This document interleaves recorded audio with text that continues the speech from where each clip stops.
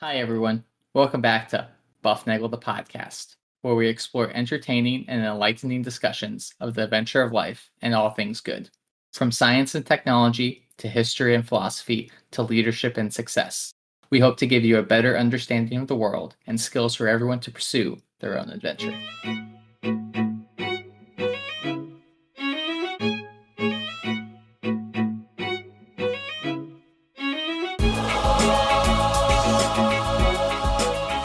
Hi, everybody, and welcome back to Bufnagle, the podcast, where we talk about all things good in the pursuit of the adventure of life. I'm Rafe, and it's going to be a great day because it's a great podcast Tuesday. And you guys are, as we know, the world's greatest listeners because you have made us a global top 10% podcast.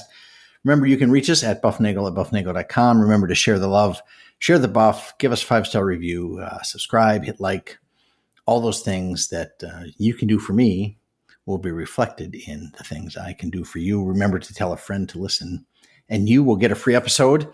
And somewhere buried in the show notes, if you look very carefully, you'll see a place where you can click a link and buy me a coffee, and that would be a wonderful thing. So see if you can make that work.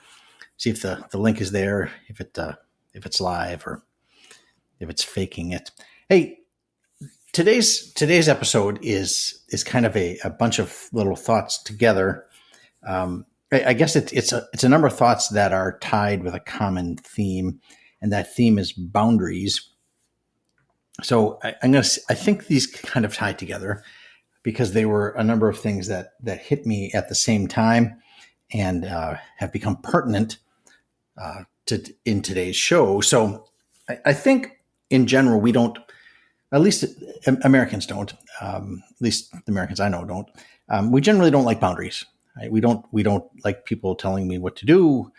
We don't like to be restricted. Don't tell me what to do. Don't restrict me. Don't prohibit me from doing what I want. Okay, we think of this as freedom. We are brought up on a steady diet of freedom, and as if that is the ultimate accomplishment of humanity. And I'm not sure that we've.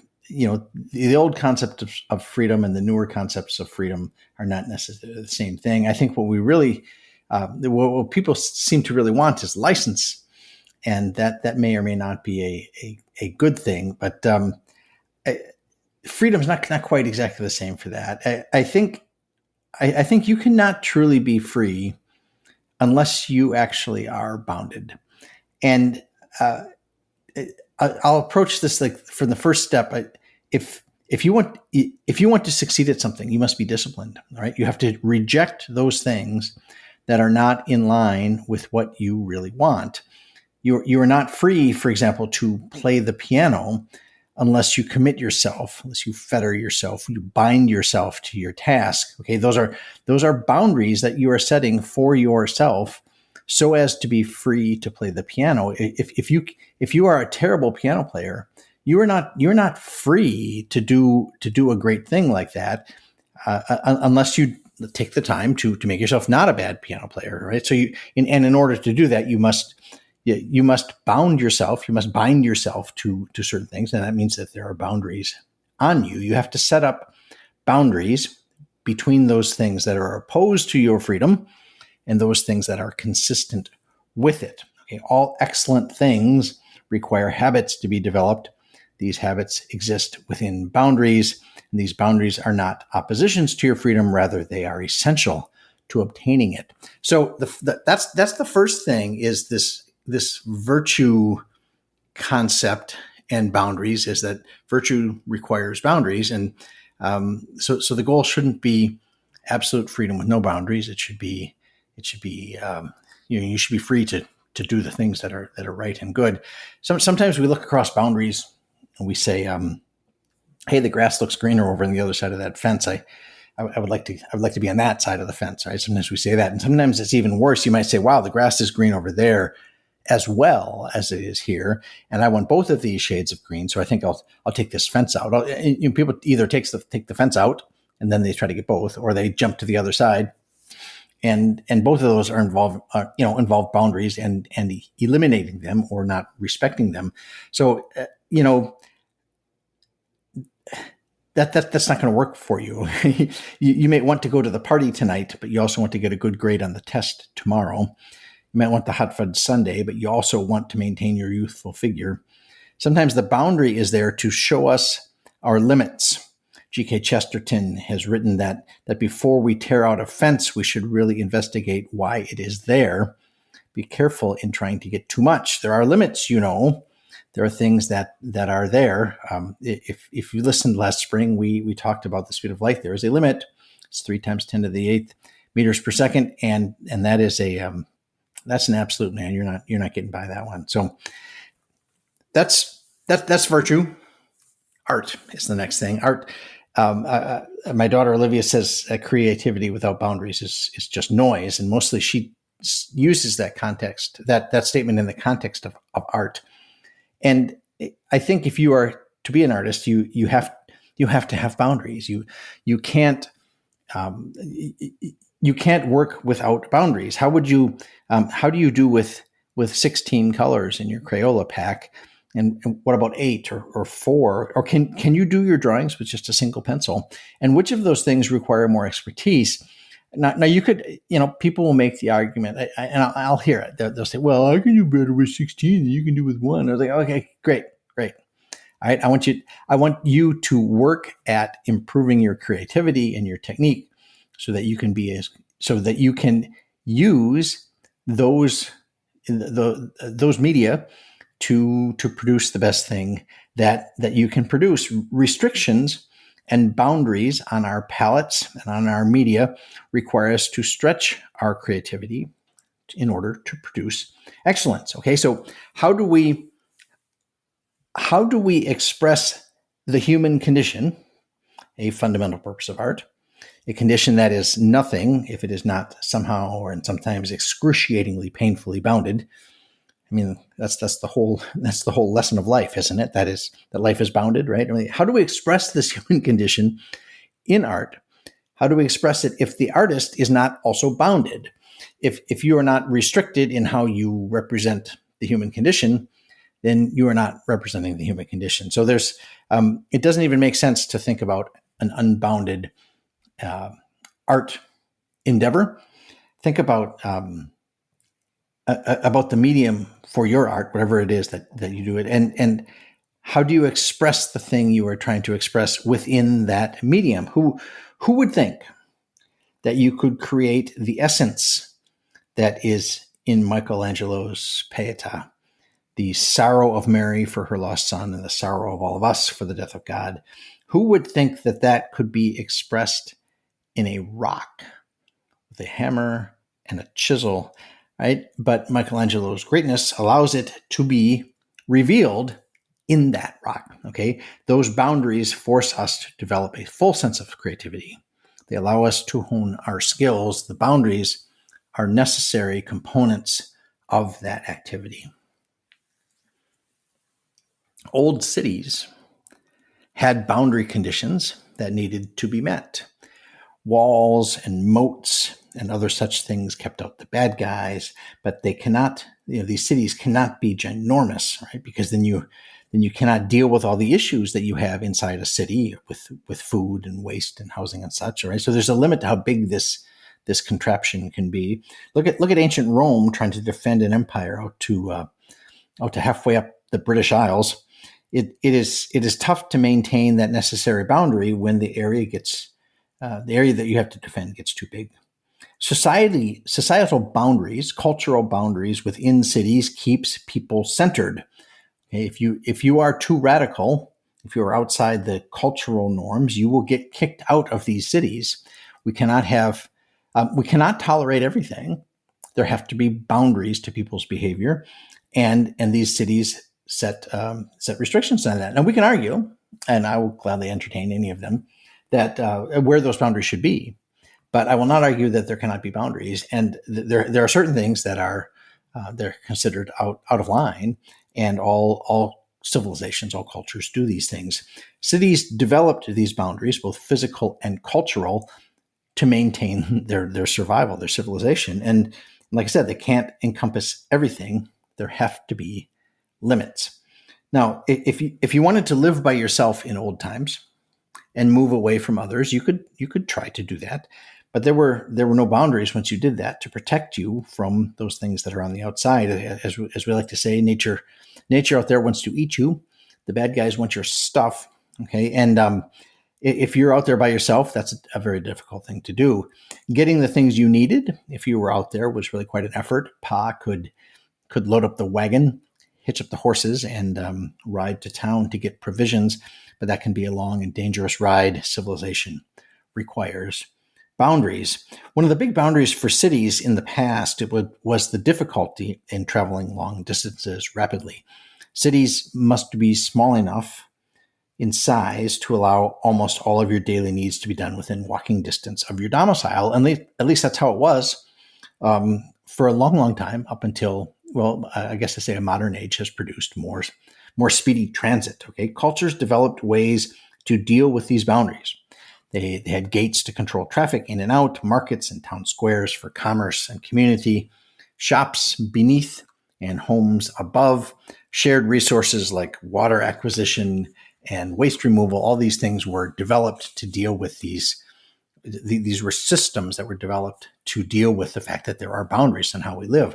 The small medieval towns, and certainly a number of them that I visited last summer, had very high urban density areas. These were places that are higher in, or that were higher in density than many major cities today. Of note, none of those cities back then had any surface area devoted to automobiles. The late Leon Cryer, in his book, The Architecture of Community, presents an account of principles of sustainable, humane, and attractive villages, towns, and cities. And one of the important parameters that he discusses is that of growth. How do cities grow? And he comes to the conclusion that towns should grow until they reach their natural or predetermined boundaries, such as, I don't know, a moat or a river, or maybe another town next door, or a wall that they have built. And then those cities need to stop growing. They're full. We are full. There's no more room here. We will have to build somewhere else. So should the population grow larger than can be accommodated, then a new city should be started. A new place should be built, one with its own boundaries and facilities and capabilities and unique qualities that make it different than the other one. And this new one should provide for its citizens, as the established ones provided for its citizens. The resources and lifestyles within their own boundaries needed to be defined for this new place. And each of these places should allow nearly all desired activities within its boundaries as they are defined by the people who live there. And so this is an idea that you can see throughout places that are still around, that were around in the Middle Ages, that there were small town clusters, and you can still see how the town was self-contained within a generally a circular fort-like structure, and these cities and areas used these boundaries to define where and who they were. But all of that changed with the advent of the train. Prior to the train, we've said this a number of times. This is from one of the books that we quote a lot here. Is prior to the advent of the locomotive, nothing on earth moved faster than a horse. Now, you can make the argument that, okay, yes, you're right. Sometimes if maybe a meteor screaming through the atmosphere might move faster than a horse, or a falcon in a dive might move faster than a horse, maybe a cheetah now and then. But as far as mankind was concerned, nothing moved. The fastest you could go would be on a horse running, and you can't do that for very long. But the horse was valuable, and things that were pulling you were valuable, but that was pretty slow until the locomotive came around. But the restriction, that really produced a restriction in the past of having to live near your neighbors. But that restriction gets lifted a little bit with the onset of a train, but not a lot. You could have a train go from the center of town out to a little bit, so you could probably get the town a little bit bigger, because the distance you could travel in a day was broader. But one still needed to be on the rail line in order to access that speed.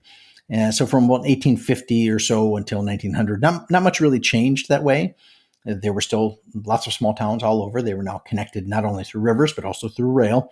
And like I said, not much change except for the abilities of these things to connect. And then came the automobile.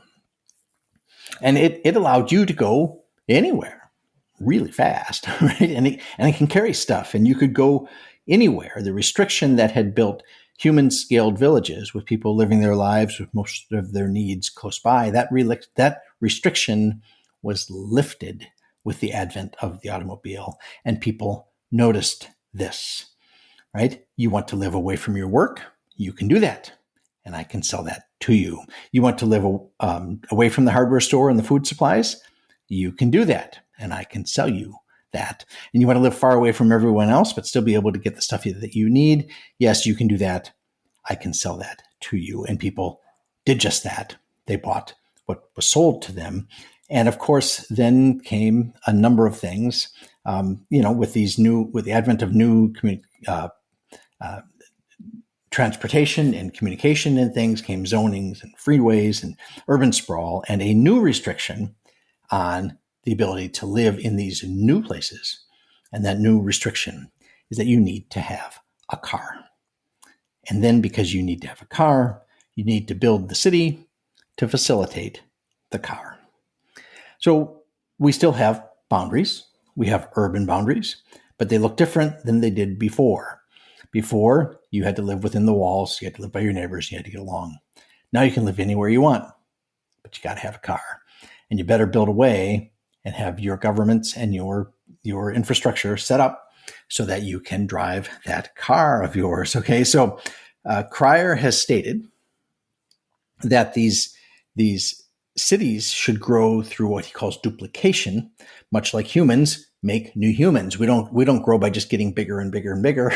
That would be silly, right? Yeah, we would never do something silly. But often cities grow like cancers. I live in Indianapolis, and this is a city without natural boundaries. There's no way. I think the natural boundaries on Indianapolis are to the south, probably the Ohio River. To the east, I don't know, maybe Ohio. To the north, the Great Lakes, and to the west would be the Mississippi or maybe the Wabash. All right, so this is a city that can just keep on going. And what has happened here has been a tremendous amount of sprawl. And I like living in my little house in my little suburb, but I got to drive a car. And that is a thing that the car has become a necessity. It is now a boundary on me. I can walk through my neighborhood. Very nice place, lovely gardens, lovely homes, but I got to drive a car. Okay. And what often happens in these cities is they grow and grow without respecting the boundaries. And what you get is this sprawl. And that brings us to the last piece, which is a little bit about cancer. Now, most cells in your body respect boundaries. They grow and multiply until they run up against a boundary, be it a physical boundary or another type of cell, or the edge of the petri dish, or the inside of your skull, or the muscle runs into the bone, or whatever it is, and then they stop multiplying. They don't grow past that thing. But cancer cells, they don't do that. They just keep going, invading all sorts of other places. They don't respect the boundaries, and this becomes quite a problem. Those cells call for goods and services, so vasculature needs to be laid down. That takes resource, takes energy from the host. It takes it away from other pieces of the body. And not only that, but these tumors that grow, they can get in the way of other things. They can impinge nerves. They can block flows of whatever is flowing through your body, whether bodily fluids here and there, or blood supplies, or things going through your gut, or they can just simply be ugly and difficult to deal with, like if they're on your skin or something. Or at what becomes a real problem is little pieces can break away, and they can travel around your body and set up camp elsewhere, and that's metastases. But no matter how you look at it, these things are trouble. This cancer thing doesn't follow boundaries, and luckily, this thing growing on my head, I know a guy who can take care of this nasty thing for me, and it involves some cutting, some sewing, and some staples, but it will be just fine. That this is not a life-threatening thing. This is a thing that just needs to be dealt with. It is pretty minor, but like I said, we got to deal with it before it becomes not a minor thing. So cancer is one of these things that doesn't like boundaries. just like a lot of us don't like boundaries. But the buff team is going to be on leave next week, I'm pretty sure. And then I don't know, maybe a little bit after that, but we will be back soon after that, providing you all the bufnagle content that you so richly deserve very soon after that. And in the meantime, please remember to don't be too quick to trash the boundaries that are around you. Study why they are there and what they are doing for you. Realize that removing them will likely induce a new set of conditions on you, and you might not like those new conditions any better. In fact, they might actually be worse. Living in reality requires recognition of the limits and boundaries around you and respecting what they may be protecting you from. Remember, do not eat from the tree in the middle of the garden. Respect the boundaries. And seek the good. Live virtuously and flourish and enjoy the adventure of life.